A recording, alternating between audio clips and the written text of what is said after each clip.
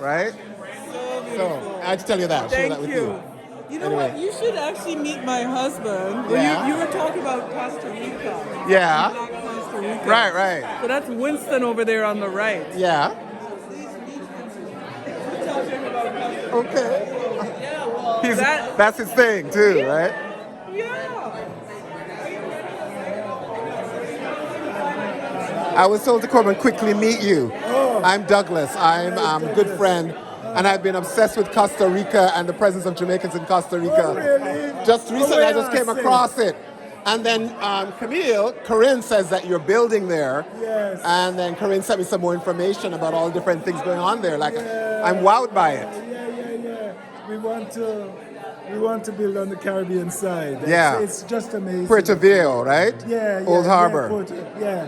Yeah. And I'm learning that Old Harbor is actually, Puerto Viejo is a tribute to Old Harbor in Jamaica. I didn't know that. Because but apparently there is either the port at which many of them sailed from, Yeah. or many people who have histories in Oh, that area in are Old from Harbor. Old Harbor area in Yeah. St. Catherine. Yeah. I don't know. Who knew? I know. It's amazing. Yeah, Douglas. And they gave all the. I'm Ian. I'm Camille's cousin. Okay, nice to meet you. Nice to meet you. Yeah, So, they actually, all of these names, like Old Harbor, yeah. that was the original name that the people gave to it. Oh, really? Because the Caribbean side was sort of ignored Right. by the Costa Rican government. Yeah. It was almost as if it was abandoned to these Negroes, you know? Ah. And then they build the railroads and then United Fruit with the banana cultivation. And you have more and more black people coming in there. Right. So basically, it was a black part of the country, Right. almost exclusively. Right. So it's quite extraordinary. Yeah.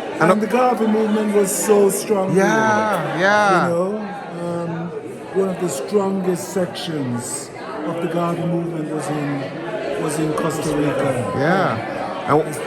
And what's interesting is one of the videos I watched, the young man went around. Well, Limon has a very strong presence. Yes. But he went to some other towns as well. That's a very strong Jamaican presence Right and around there. black presence, right? Yeah. It's And in Nicaragua as well, all the way down. well, yeah, to Nicaragua, Panama, all of those places, right? Yeah. So it's quite striking. Yeah. Yeah, and one story he told was how some families live close to the railroad. Yes. That many of them their ancestors came to Yes. build, Yes. partly because their homes were established there with the hopes of being able to get on the train back to the coast, back home. Oh, I see. So how many of them, not just because they built it, but because Right. they were hoping there was an opportunity to get back. But of course it was unaffordable Yes. even after they built it, Yes. right? To get back to the coast. So, But no, it's I'm sort of a historian, so I'm gonna do some more work over there. Yeah. Write some of that story. excellent. Because there's some work on them, but there's more to be told. I mean, they're fascinating stuff like breadfruit, ackee, the apple that we have in Jamaica. Yeah. Yeah. Right, the red and white one. And all these things, you know, sweet sap, sour sap. Yeah. And all these things were brought in from Jamaica. Yeah. So the people came and then they brought the fruits and vegetables with them. And you can get all these mangoes and different types of stuff. Right. Guinea, you know, Neesberry. Yeah. Neesberry. That's my favorite, you know, Neesberry. Neesberry, I love it. And star apple. Huh? Star apple as Star well. apple. Yeah. Star apple. Where we stayed when we went to Costa Rica, Yes. we went to a market, a native market, my Yes. wife and I, Yeah. and we were so surprised by the amount of neesberry. In the Bahamas, we call them sapodillies. Yes. But in the Bahamas, because we're so Americanized, it's not a fruit you would see in the market or in the fruit stores. But they were in the fruit stores and in the market. It's like, wow, so many. That's interesting. And I was in Guanacaste. Wow. That's very. So you're the cousin who lives in Bahamas. Pardon me? You're the cousin who lives in Bahamas. Yes, definitely. Wow. So that's interesting for you to live in another Caribbean island I always think of that for people who move between the islands, right?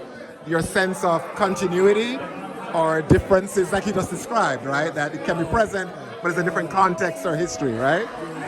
You have to remember, like my mother told me that in the days when there was all that movement, everyone had a British passport. Yes.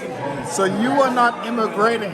Yes. Like when she, Uncle Lloyd, it was her, Uncle Lloyd, my Uncle Rennie, and Uncle Clifton. They all came to the Bahamas. Yes. But they came with a British passport. So they were not immigrating. They didn't have to. Part of the empire. Because Bahamians had the same passport. Right. It was a British passport. And it looked exactly the same. Yes. The only difference was inside when it said where you were born. Yes. But you did not have a different passport from anyone else in the West Indies. Right. So once you got a passport, you were traveling in the same basic Exactly. country, whether you went to Panama or Barbados or wherever. Wow. So But the museum is now closed. Oh, okay. You're throwing us out. She's trying to get us out.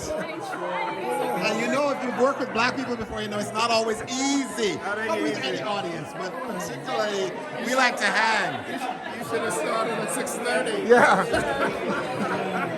But I love that story because it's almost like the whole idea of the Windrush generation as well. People don't understand when people went to Britain, you were British citizens. Yes. Right? I tell people. Right? And that is lost on some people. Yeah, exactly. Yeah. You're moving from one part of the Britain to one. It's like going to Yorkshire Right. from London. Yes. You know, you're part of the same country. Yeah. But what I love about what you're saying, though, the way you're telling that story, is because when I think of even the story of reggae music or music, so all of that, how different islands actually travel between each other to contribute to some of the cultural parts of the Caribbean. So actually, that history of Caribbean is because we were collectively one country, literally. Brilliant. Thank you. Anyway, I'm sure I'll see you again. Yes. Nice to meet you. Nice meeting you. You're Douglas. Douglas. Yes. Okay. What's your name again? Ian. Ian. Thank you. Nice to meet you.